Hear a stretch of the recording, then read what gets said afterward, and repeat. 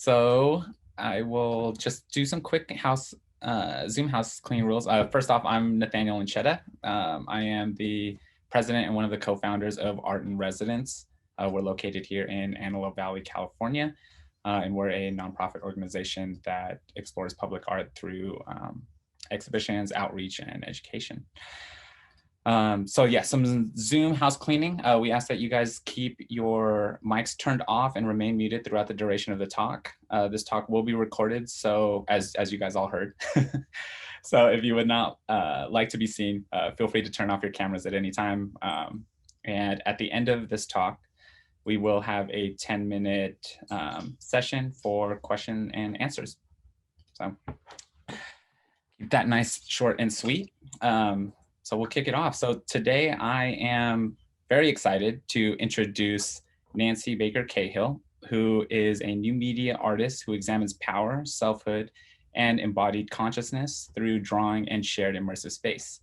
She's the founder and artistic director of The Fourth Wall. It is a free augmented reality art platform exploring resistance and inclusive creative expression. Her recent AR public art project, Liberty Bell, commissioned by Art Production Fund, earned features in the New York Times, Frieze Magazine, ArtNet, Smithsonian Magazine, and the Washington Post, among other publications. In 2018, she had a TED Talk called Augmented Reality as an Artist Tool for Equity and Access, which launched her international public speaking practice, as she's since delivered keynotes at the 2019 Games for Change, 2020 AWE, the Augmented World Expo, and has spoken at the Hirshhorn Museum and numerous academic institutions and conferences. Nancy is also an artist scholar at the, and you're gonna have to correct me on this, Nancy, if I pronounce it wrong, the Berggruen Institute Transformations of the Human Fellowship, and is an artist resident at Oxy Arts Encoding Futures Residency, focused on AR monuments. She is also the Art and Creative Technologies Advisor for the XRSI Safety Initiative and is a current member of the Guild of Future Architects. So digital claps to welcome Nancy Baker Cahill. So today we will be discussing a few of her projects centered around the notion of physicality within the digital space through themes of memory, apparatus, texture and materiality, sound, and site specificity. So to kick it off, Nancy, I wanted to kick it off with the Fourth Wall app. And seeing as we are at the event horizon of a new era of spatial computing, and for those of you who aren't sure what or are not familiar with the term, it's a world where digital experiences mesh with physical reality. And I thought we could kick it off with the Fourth Wall app and the notion of the apparatus as an access point for this work. Okay, thanks so much, Nathaniel. I'm excited to chat about it.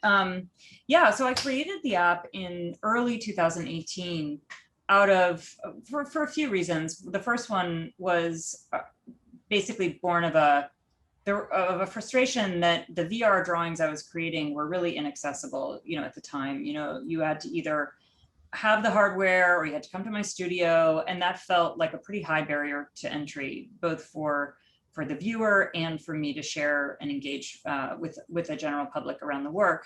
And I also had been thinking a lot about sort of gatekeepers and institutions of permission and what it might look like to challenge what public art is and could be in shared immersive space.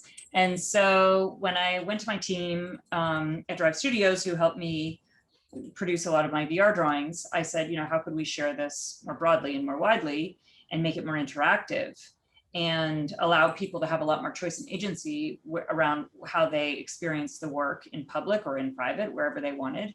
They said, well, let's make an app. We can do an AR app. And so that was the genesis of the Fourth Wall app. And in the earliest iteration of the app, we had 4 of my VR drawings, which we translated into AR.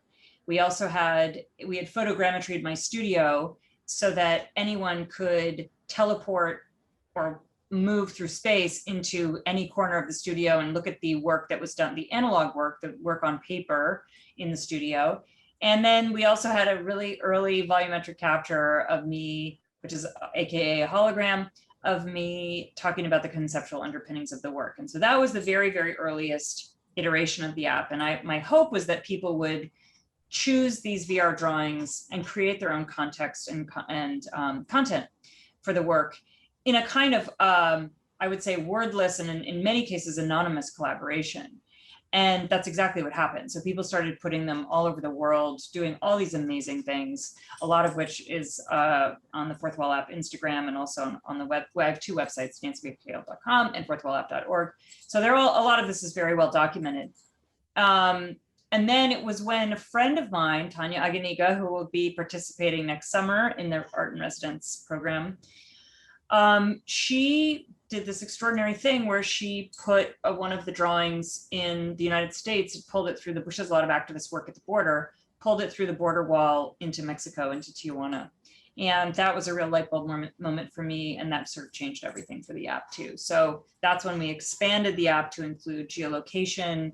I really thought, wow, the things other artists could do using, you know, pairing their own artwork to a specific site to increase not just the sort of potential impact of that work, but to really texture and nuance it outside of a white cube or an institution of permission, to really treat the globe as the canvas, the globe as the site, and how would that work have extra resonance? And so that kind of birthed the Coordinates platform and every geolocated or geo-anchored project since.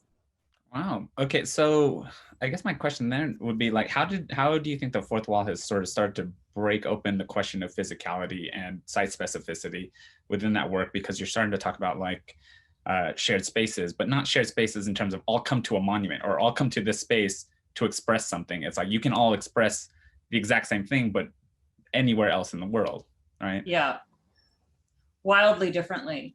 Well, I think that it just, yeah, I think part of the impact was challenging, first of all, how we know and experience art. You know, I think a lot of times we think, well, if it's not physical and in front of me, it's not real. Mm-hmm. And the truth is, and not to get overly philosophical, but we are constantly in a state of creating our own realities in this, whatever they call it, meat space, like whatever that is, like we're doing that all the time. And so this to me is just an added extension of that. And it of course includes an extra layer to the whatever reality you're experiencing, but it does give you a little more consciousness and choice around how you frame that experience, how you perceive it, and then of course how you save it, store it, share it, archive it, whatever you're doing with it. So in many ways, it kind of explodes this idea of the physical into the embodied experience of standing in a space and having, it's almost performative, having an experience that is recorded or not, I mean, depending on what you feel, but that is something outside the realm of what's expected or understood, or in many ways, like shared or experienced by other people around you. So that like, you know, the little black mirror, which is your visual prosthesis, almost becomes a partner, a collaborator as well in co-creating these new realities. Right. So how much is that apparatus, like that black mirror, or that screen that you have to be able to access this digital world, affect one's experience of their physical space? Because then now you're experiencing that physical space through the screen with something else in it. In the Fourth Wall app, for those of you who haven't experienced it, like these drawings are three-dimensional. So you can walk around them, you can walk through them. You can scale them. You can make them as big or small. You can twist them around. Yeah. So you have this ability to move a space with these sort of physical gestures. Yeah. Right. But it's sort of restrictive to that level of access, right? You're like, oh, I can't actually go in it, but I feel like I can go in and out of it. Has there been moments where that kind of interaction has changed one's perception about physicality in this sort of hyper-connected spatial world? Yeah. I mean, it's a really interesting question. I think it's both wildly liberating and terribly containing. I'll never forget, I was doing a podcast with a journalist And she was talking about these large scale land artworks I'd made for Desert X. And she said something to me like, well, I don't want to look at it with a phone. I just want to see it there.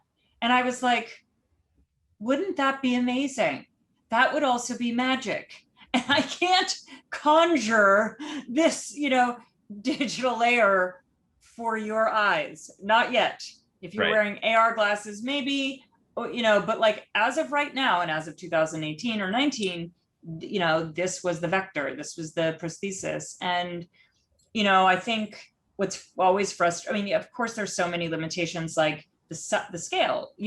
An iPad is great and it can give you a slightly larger experience or more, like visually a little bit bigger. But, there are things like occlusion, which I don't know how nerdy or granular you want to get, but certainly in the earlier AR kits, and this happened all the time, is that you create this piece that's intended to be massive, and in situ. And then, you move your position, your physical position in the physical world. And let's say there's a tree there. Well, suddenly it's going to appear tiny in front of the tree. They've since, of course, adapted it in the later phones and later iOS. The artwork will appear behind the tree. But that took enormous amounts of engineering. And so that kind of broke the spell a little bit. Of course, people were amazing and they'd end up playing with it and like do new crazy performative things with it, which I thought was so cool. And that's sort of part of the glitch, which I also love. But, those are some of the limitations. I think AR glasses are going to be a part of our future. I don't know how accessible they're going to be to people at the price points they're talking about. Sure. But I guess we never thought phones would be that accessible. They're not phones, they're computers. Yes. So the phone is such a misnomer. But so, I sort of feel like people somehow manage to have phones, which are exorbitant. Maybe they'll prioritize AR glasses, but I think in the situation we're in, I'm not sure. Well, on the flip side of the Fourth Wall app, where you can take your drawings anywhere in the world and sort of place it in situ wherever you want, you kind of did something different with Desert X, where it became site specific, right? They were geospecific AR installations, is what I'll call them. And you couldn't take it with you, but so you had to go to that space. So it became so much more about the physicality of that, or the context of the location, as opposed to the other way around, where I'm like, I just have this pocketed drawing I can take anywhere, right? Yeah. So how did that change in relationship to what you were doing with the Fourth Wall app when you started delving into those projects? Well, prior to that, I had done coordinates, and that's where I invited a bunch of artists I loved and respected who had super rigorous practices to just take any of their artworks in 2D and choose a spot where it would have added resonance. So that was sort of foregrounded with those collaborations, all of which are really meaningful to me. And, with Deborah Scacco, I've co-curated exhibitions. So we've done a lot of things like that. But Desert X presented this really incredible opportunity to scale up and to really take up space, literally. And not literally, because of course it's absolutely invisible to the naked eye, and it doesn't really leave any environmental trace that we know, other than the carbon footprint of making phones and software and computing. For me, it afforded a certain freedom. You couldn't, like, if you'd wanted to do something like that at the Salton Sea, you'd never get permitted. It's a toxic site. It's an environmentally incredibly precarious site. There are all kinds of considerations. So if you're going to build something, people did for Desert X, but you have to get all kinds of permits. And the thing is, and I'm not saying that we didn't have permits, we did ultimately have permits because people were coming to the shores, but I could do something over the water, which would have been impossible, really, otherwise. And the freedom of that, and then engaging, back to your question about physicality, engaging the senses, all of the immersive senses of standing on the crushed, fish cartilage, smelling that smell, which is not a good smell, depending on which way the wind's blowing. But also being sort of lulled and seduced by the sparkle of the water, the texture of the water, sort of viscous. It's, and the wildlife, all the ambient sound, it just, it gives it a whole different power and again, resonance, when all taken in aggregate and experienced through the body in aggregate. All right.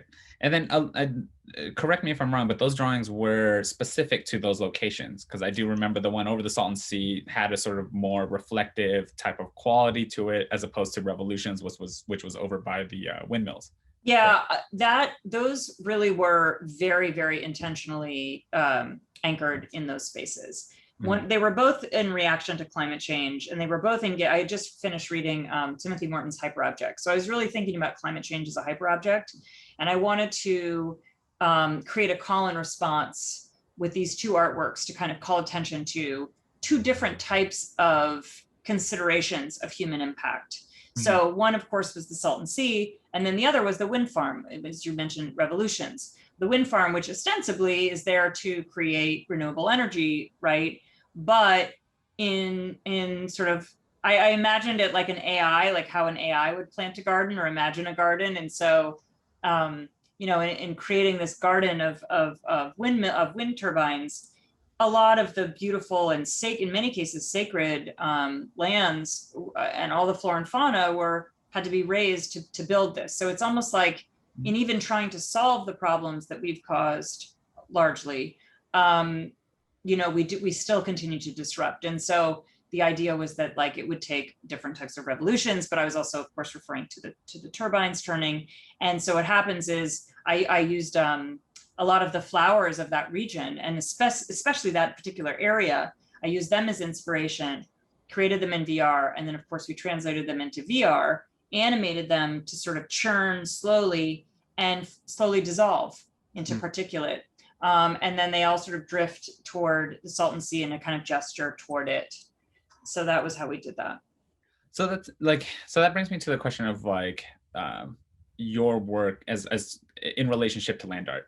So like with land art, right, it was so much about like physically changing the landscape, right? It was almost a direct reflection of these kind of apparatuses and these environmentally friendly or structures, right? They kind of are meant to do something great and be a solution of some kind, but in the end, you're still changing the landscape. You're still creating a new environment, and in a funny way, through a solution, you're just creating new problems or different problems per se. Right, exactly. Right.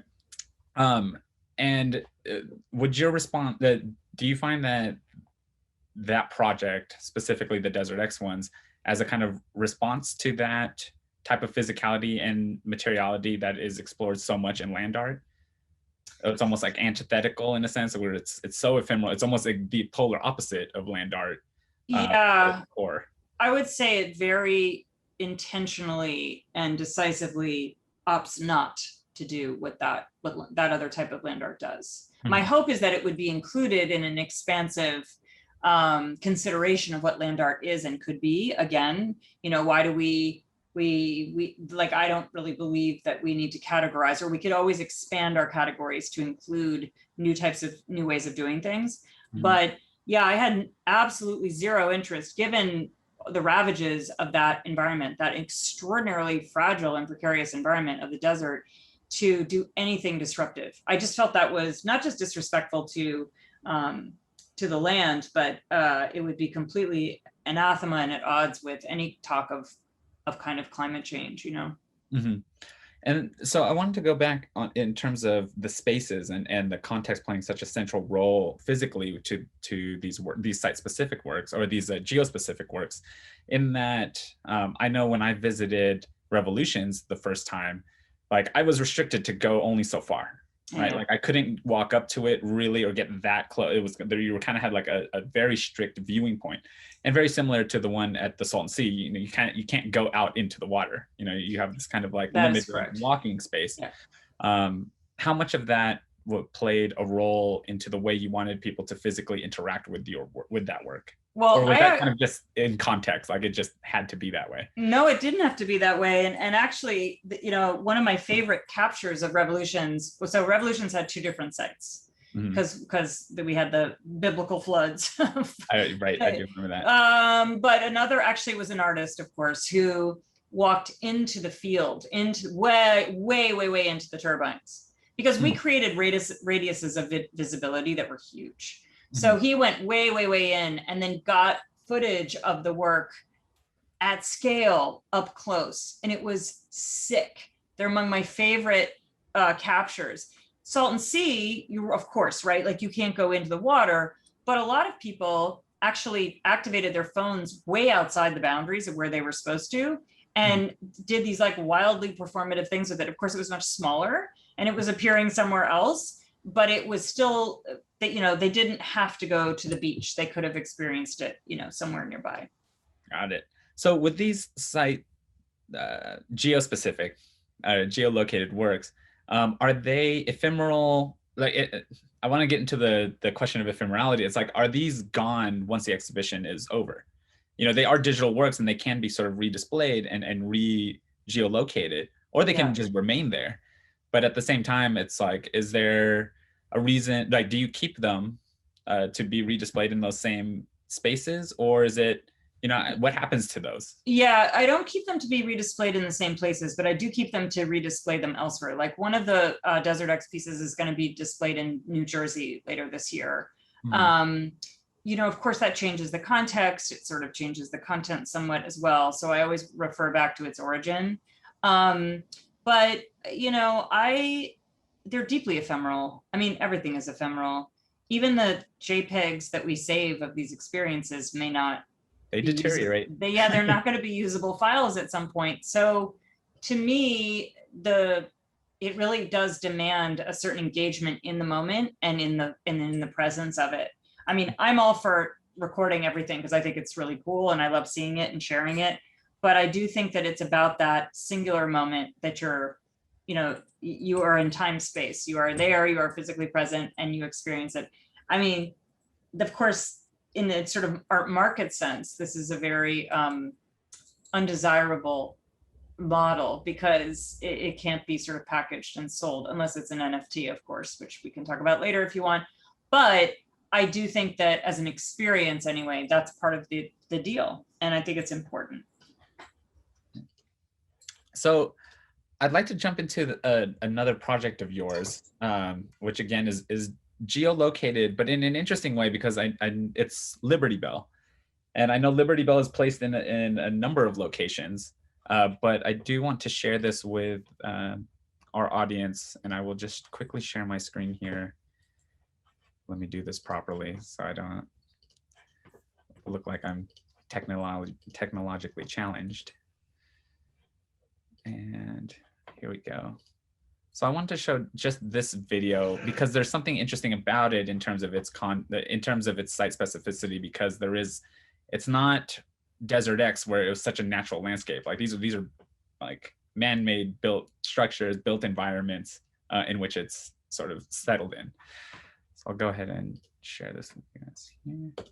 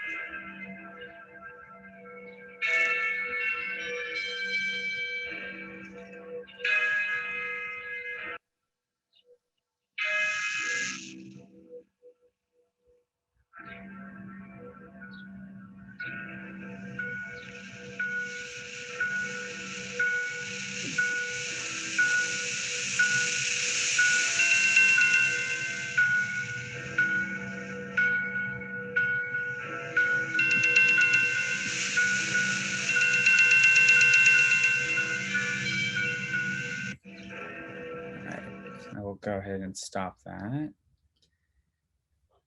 So yeah, I kind of wanted to get a little bit of an overview on this because I'm interested in the sound pairing. Oh, the sound. Some of it is from it sounds like it's from the bells that are playing there, but then there is added sound, or is that all added? it's fully engineered. So I got to collaborate with Ana Luisa Petrisco. I don't know if you know her. She's awesome. She's actually collaborated with me on almost every AR project I've had in a while. She's my go-to collaborator in sound. She's just an amazing artist in her own right. And what I kind of said to her was, look, I would like to have a soundscape that begins as a sort of lulling, thinking about bells as sort of a lulling influence. And then it needs to get kind of chaotic and hectic and almost be dissonant and arrhythmic.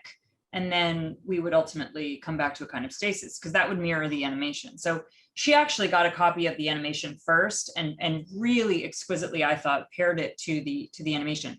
But in doing so, we really talked about like the historicity of bells, warnings, signals, and really wanted to engage not just sort of older bells, but more contemporary bells, synthetic bells, glitch, all the things that might be interpreted more as a warning, as a kind of as a beacon of warning, and distress. So that's what we worked on that soundscape, and I just thought she did a magnificent job. And it's a 2-minute, I think it's about a 2-minute, maybe it's a minute and a half, long soundscape. And in any of the 6 locations, you can hear it paired with the bell. Mm-hmm.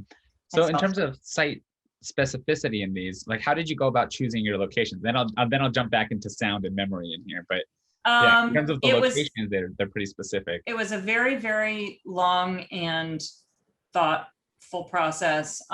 This was something I did with our production fund. The truth of the matter is, if you're asking questions about liberty, about the concept of liberty, and you're in the United States, you're going to have no shortage of compelling places to ask those questions. That piece could be in every single state in thousands of locations. So we had to narrow it down, and I had been thinking a lot about the fact that it was going to be an election year, and Selma, the Voting Rights Act of 1965, and we sort of thought, well, what if we really considered the earliest, if we think about liberty as because of course it's in Philadelphia, and it's part of, that's part of Philadelphia history and the constitutional history. What if we thought about, or quote, founding fathers, I should say, what if we thought about these founding ideals in the context of genocide, in the context of slavery, in the context of all of the parts of our history that really challenge any true notion of liberty. So we started in Boston, put one outside the Tea Party over the Boston Harbor, which is, I'm from Boston. So, and then we put one in Philadelphia, of course. In this case, we could have put it over the actual Liberty Bell. We ended up putting it over the Rocky Steps at the Philadelphia Museum of Art. It's a big public space. We put one, we were invited by, some of our sponsors are in the Rockaways, and we thought about what does liberty mean in terms of climate change. They were hit so hard by Hurricane Sandy. So there are a bunch of Liberty Bell in the Rockaways. There are actually 2 different Liberty Bells there. And then Washington, D.C., of course. And I really felt powerfully, I've thought a lot about Civil War. I've done a lot of research. I think we're actually on the brink of another one. And so I wanted to put one at the site of the original Civil War, which is in Charleston, obviously, South Carolina. And then Selma, arguably most importantly. And so we did a lot of community engagement, community outreach. And what we were told, certainly in Selma, was that it would be really resonant, no pun intended, next to the Edmund Pettus Bridge, which hopefully will soon be the John Lewis Bridge. But because that was the site of Bloody Sunday and had all of its own rich history, that a bell that was asking about questions of liberty would be great over the Alabama River. So that's where we put that one as well. Okay. So now I want to jump into sound. Sound in this work is something I don't think was in the Desert X pieces. I don't remember there being any sort of engineered sound, and the Fourth Wall app doesn't have any engineered sound. So well, it has individual sound for certain pieces, but that's like at certain sites. Okay. But yeah, no, not with the individual pieces. And the thing about the Desert X, I did consider doing sound there, but I felt that the ambient environment would give enough of a kind of that it was enough to hear the birds of the Salton Sea and to feel the stuff crunching underfoot, and that the wind turbines the sort of roar of that corridor was enough as well. In these other contexts, I knew there would be a little more quiet and you would be able to hear more. I just did a project in Europe that is very intense. Sound has a lot of sound in it.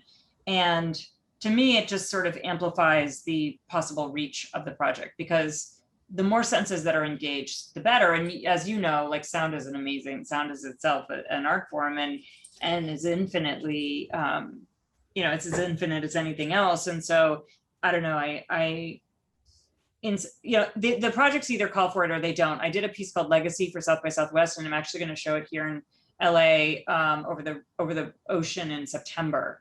And it didn't have sound in AR, but when I made it in VR, it absolutely has sound.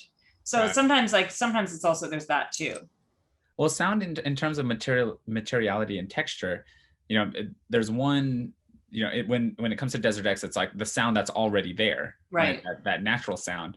Where this is engineered sound, where you get to play with it a bit more, and then you can kind of control sound like music and invoke nostalgia, right? Or evoke emotion, or very specific emotion, as opposed to being sort of having to work with the environment that you're in. How has that changed materiality and texture when working in site-specific spaces, when you start to play with more engineered sound? Well, I think to your point, and generally my goal is to elicit a visceral embodied response. So that to me is like, okay, how much more, like, how do we want to turn this up to 11? And how do we want it to have, as you mentioned, sort of sticking power? What do we recall the mere the imprint of the eye, or do we remember the sound? Do we remember both? Do we remember them in concert? How do they live in our consciousness? And that's, I think that not to throw the whole kitchen sink, but like the more you can layer and texture a project like that, the more it's going to last and have, some staying power with the viewer. Well, it's kind of interesting because like with Liberty Bell, there is memory that sort of gets really attached to it, which is a very physical thing, right? And totally. And memory gets plays a role of physicality within Liberty Bell in really unique and interesting ways, because it's like, oh, I remember this piece being there, but it also evokes like memory of history, or like and political situations that have happened in these locations, right? So was that something that was new to this work that sort of came as you worked on it, or was it something intentional from the beginning? It was very intentional from the beginning with Liberty Bell. I just thought, well, first of all, you've got a project that's about a bell. You have to engage sound. But yes, I mean, to the extent that it's physical, and that it, might hopefully in a perfect world elicit some of those feelings or memories, that's exactly what we wanted. So this is kind of a great jumping off point now to your EverNow project. And your EverNow project takes place in a gallery, right? Because it's sort of AR work that is activated through your own gallery work, right? Well, it takes place actually in a corporate environment. Oh, it does? Okay. Yes. And is it that site specific? Does it call back to that? It's only site specific in the sense that the AR experience was literally like mapped down to the millimeter onto my physical drawings. Okay. So I did a whole wall installation of drawings, and it really was, the subject matter was really about, the physical dissolution and coagulation and data extraction and all of the kind of in particulate life. So all the things that are projected upon us and taken from us in this world of, I just learned this phrase and I love it, limbic hijacking, which is a side effect of our social media technologies. And so, I really wanted, so I did dancers whose bodies were dissolving and coagulating in various ways.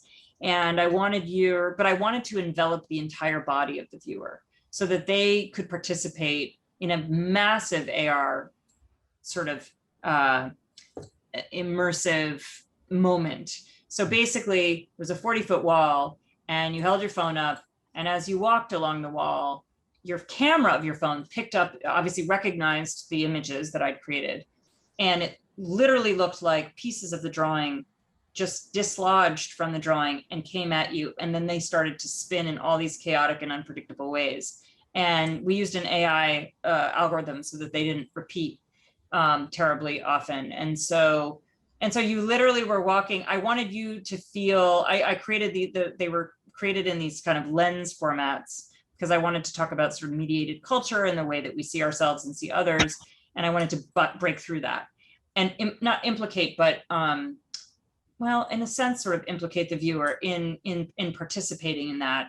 And all the while you're looking around and you're just surrounded by these pieces, by this particulate of which you are a part, right. And your body is a part.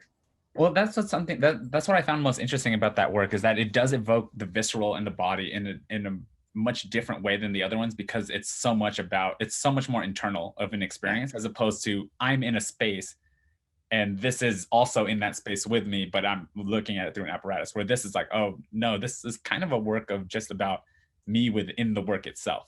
It's very intimate. It's definitely a much more intimate work. Yeah. And I want to show it because it is a very unique, a very different piece. So I will go ahead and do a share screen one more time here. I really wish more people could experience it. So, and this work did not have sound, correct? No, it did not. And why is that? In terms of it being such an intimate experience that you kind of stripped away a sense, right? It was all like I want this only to be visual, you know? I'm pretty sure this one was a budget decision. I'm pretty sure that I did not have the budget for sound as well. I sank literally everything into this. And those are my actual brush strokes moving through space. Got it. Okay. And the shadows are cast on the wall too. Oh, I see. Okay. And what's interesting about this too is that this piece, as I've watched the video kind of over and over, is that it became less about the materiality and the texture of the pieces on the wall, and so much about these sort of floating things that I know aren't there, but they almost feel more there than the physical drawings are.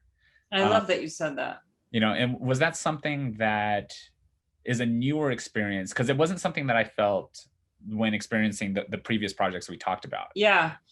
Well, I think part of what made that so is that literally the pieces that you see in front of you originated, like they were exact photographic replicas of the pieces on the drawings themselves. So it felt, I think the drawings materiality was just like, rather than just doing something that referred to an original, this literally stole that from the original and used it to create this experience. So that was a real difference, I think, as well. And I love that you felt that way. I mean, I thought it was I liked the installation just as a wall installation, but it wasn't until it was activated this way that I felt it really achieved what it was trying to achieve. Yeah. I think it does a really good job at doing that, because it does, as you talk about it being so much a critique of this sort of subject, this object, and this very physical object and this very physical image, that it just breaks away from it so much. It becomes so much less about it, Totally. Yeah. Let me stop that. I could stare at that for way too long. Thank you. Yeah. So now I want to spend sort of the next couple minutes on Slipstream, which is quite a different project. And if you can explain to me a little bit more about it. I know it's something that you're more recently working on. I don't know if you're sort of able to share it, but yeah. I mean, so basically, in considering all the things we've been talking about, I think a lot about not just materiality and immateriality, but also reality, contested realities. I mean, Battlegrounds, this AR exhibition was all about contested sites, and but it also asks questions around reality. And I think I was in a show earlier, an NFT show with a bunch of artists here on this amazing platform run by Casey Reese called Bureaufile. And the sort of prompt from the curator was thinking about what's real and what isn't. And I'd been thinking a lot about the fact that, you know, I've been thinking about our moment, the year we've just been through, and Q and I'm a total nerd about all this stuff. So when I talk about limbic hijacking, I mean, I really, really think a lot about this, and I read a lot about the role of technology on civics and on sort of social fabric. So, so I thought, you know, and then I remembered that there's a certain brand of fiction called slipstream fiction, which is called The Strange Familiar and the Familiar Strange. And so I enlisted the help of a really wonderful artist who's taught me a lot about Cinema 4D. But so I basically did is I do drawings on paper. I turn them into 3D sculptures of torn drawings. The torn pieces really look like they could be feathers or leaves. It's very indeterminate what they are. And then photogram those, bring them into, put them through an AI, bring them into Cinema 4D, which is a 3D software, and then light them and animate them as if they're, you know, filmic objects. You know, they're the stars of my film. Right. And then did a test print at Lapis Press. I'm going to take stills from these animations, print them on paper, which sort of completes the cycle, paper to paper, but through this like huge labyrinth, this digital labyrinth that alters them forever, you know.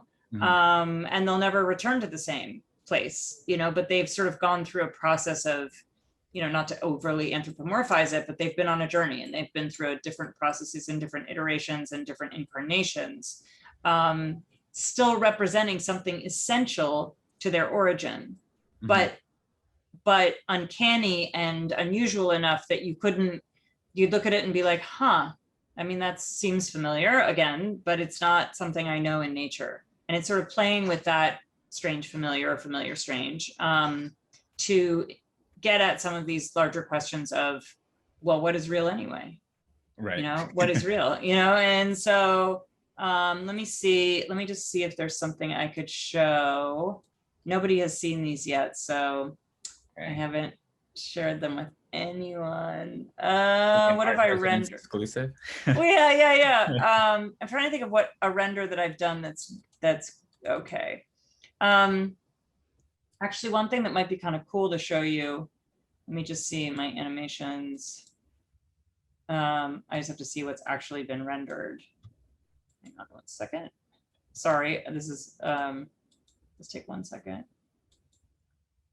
Ooh, where are my renders? Oh, that's the wrong one, sorry.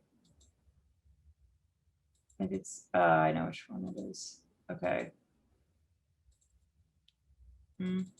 Okay, well, I think maybe this is it. Okay. Okay. All right. You have ability to share screen, so. Okay, I'll just show, I'm gonna do something kind of really clumsy and unorthodox here, but I want to show you what this looks like on the wall.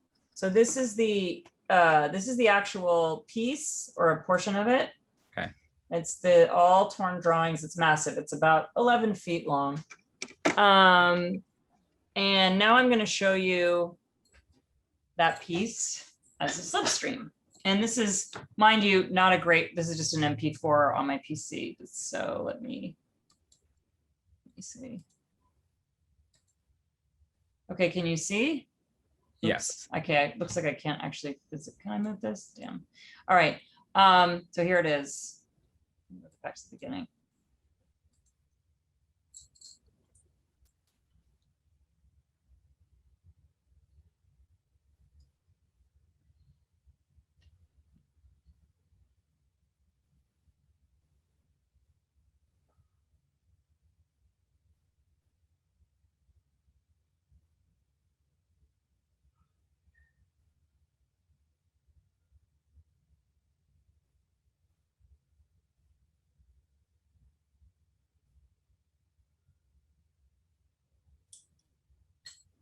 That piece has, by the way, not yet been composited.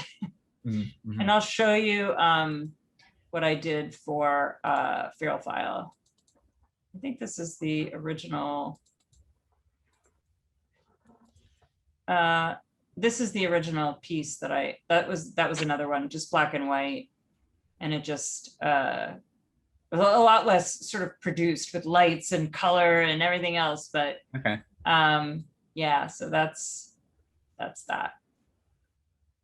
Nice. Well, I love that. I love that work because of its translation. You go from like an actual physical drawing, sort of 3D render it, and then you manipulate it in a way that that explosion is interesting because it's all like, oh, what you think is real. There's this kind of like almost literal um, exploration there, or a little literal gesture of just it disseminating to nothing. Yeah, it gets atomized. Right? Totally. Do you show these, is the intention to show these together, the physical work and the digital work? Yes, the answer to that is yes. I'll probably do an NFT series with them, but yeah, the goal is to show them either on screens or as projections. And I should also say that actually my big sculptures also are the canvases for a lot of projection mapping too. So I've been doing that as well, which also sort of challenges animate and inanimate in real life, of course, in meat space, whatever.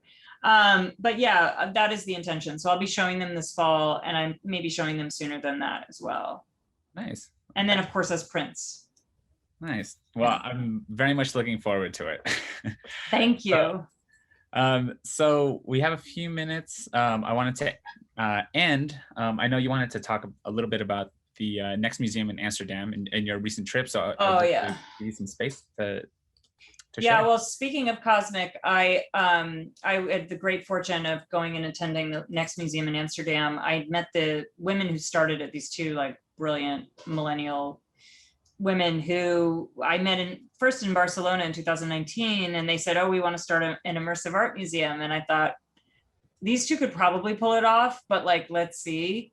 And they not only pulled it off, it was one of the most profound museum experiences I've ever had. Definitely one of my favorite. The way they designed this museum was so ingenious to me. So it's all immersive. So each room or space that you move through is itself an installation where your body is a part of the whole experience. And then in between these immersive experiences, so one of them might be abstract, light, sound, fog, and then you move from that into a transition room. And in the transition room, you read not wall didactics that are dry, but there's a screen and it talks to you, it's a projection, and it tells you what the next thing you're about to experience is, gives you context for the work, so that when you walk into the next space, not only are you prepared sort of, I would say, in your body, you're prepared mentally. Like, oh, what I'm about to see is a commentary on, or addresses this thing. And then you go in and like the next thing was this absolutely brilliant piece on climate change, but it was all through 3D rendering, 3D imaging of real objects. But there were these monoliths in the space. And when you got close to them, a lot of the work in the museum was like this, like when you get close to those objects or whatever, it affects, it like changes the sound or it changes the animation or whatever. So you're really integrated. You're really part of the artwork. Your body is part of the artwork. And that is so radically different from traditional museums. And to me, it felt like the future. I definitely want to do something like that in moving forward, because I think that's the kind of like, I don't know, immateriality, I guess, that can really be transformative and uses things like haptics and space and your body interacting with those things to create work and to co-create work. I agree. I think there is it sounds like a space that's opening back or giving a rise back to interactive artwork that kind of fell off the map a little bit, because maybe technology just wasn't quite there, and they were kind of playing with interactivity with very rudimentary, I'll call it rudimentary in comparison to now, but rudimentary technology at the time. And yeah, I mean, I think that is the type of work that is quite on the rise right now in terms of breaking the traditions of gallery viewing, or just viewing work in galleries and museums. Oh my God, I love it. Sounds like the Mons Museum a little bit in Beverly Hills, but not quite the same experience, because that one seems to be more still centered around like physical installations. Yes. With digital components, where this one seems to be more all digital. Yeah. All digital. Yeah. Really gorgeous. Well, not all digital. There were a few 3D printed things, and those monoliths, but in general, digital. Got it. Yeah. Got it. Well, next time, when I go and visit, when I get the chance to go and visit, I'm definitely stopping by there. You'll love it. You'll love it. Well, with that, we have about 9 minutes. I know we only have a couple people in here, but I wanted to open it up to you guys. If you guys had any questions, at this point, feel free to unmute yourselves and turn on your cameras if you wish. Yeah. So I'll kind of leave it open here. Hi, Nancy. I'm Kaz. Hi. I'm really, really so interested in your work. So thank you, Nathaniel, for putting this together. This has been a really interesting introduction. And I actually am trying to do something AR related at a really interesting site in the Mojave Desert called Giant Rock. Mm-hmm. And I'm hoping that I'm going to find out about a small grant to just try and do like a proof of concept. But basically it's about sharing, it's more of like a public humanities thing, and more of a game actually, in a way, where you chase flying saucers in order to get information about events that happened at the site. Awesome. But I have really no idea software-wise what I should be looking into. Are you working with a developer? Not yet. I reached out to some people, but because we just have a teeny budget right now, I'm trying to figure out, how to just do a small proof of concept and then, write for like an NEH grant or something to accomplish the bigger project. Maybe the thing to do would be to create the AR assets themselves, or at least the flying saucer, and do it in like Lens Studio. Of course you could do Spark AR, which is Facebook's platform. I think maybe Lens Studio would be great. And then actually just go and, so create the asset and put it in Lens Studio, publish it as a lens, publish it. Do you have Snapchat? Yeah. Yeah. Okay. So then publish it as a lens. And then I would just literally go to the site and use the lens to, just record it at various places. I would just literally capture it as if you've already made it that way. Like pretend that that's like, you're the person doing it, and then, which you are, but capture those specific scenes and then counterpose those with whatever information you're going to deliver, you're going to pay off with those activations. I don't know if what you're trying to do can be done. It might be doable in WebAR, particularly if you're doing like lower poly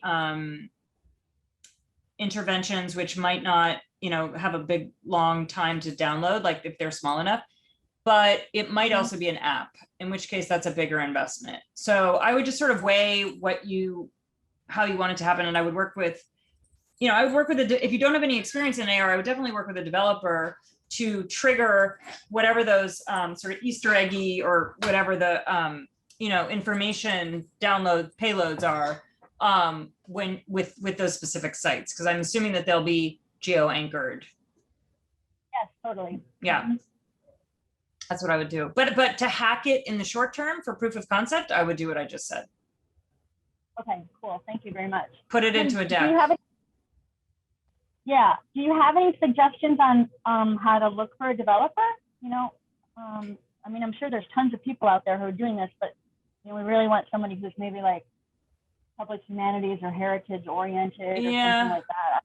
Obviously my team at Drive Studios is very practiced in this, although they haven't done anything, exactly like yours. We've sort of gamified it in a different way. But I would actually I would just Google like AR apps, see if anybody's done anything similar and see who developed the app. It's all in the App Store. And then let that sort of guide your choices. Okay. And cost might also guide your choices. I know, but baby steps. Of course. Oh my God. Listen, I think Lens Studio is free. And if you just do it there, and you're halfway there. You're halfway. Once you've made the asset, it's just a matter of connecting that asset to a GPS location and then having it trigger this additional experience. I actually don't think it's terribly complicated. Yeah, you make it sound very simple. Thank you. Oh, I'm sure you'll do it. It sounds like a great idea. Thank you. Great. Thank you, Kaz. I know we have a couple minutes. Nancy, I know you have a hard out at 6, so I think we might have time for one more question if anyone has one. Leave it open for a couple seconds here. Okay, well, I think then that is it. So Nancy, I want to thank you on behalf of Art in Residence for joining us today, and we're looking forward to collaborating with you next year. Awesome. Thanks for having me. It was really fun chat. Yeah. All right, guys. Okay. Thank you guys for joining. Okay. All right. Thank you. See you later. Welcome. Bye. Bye,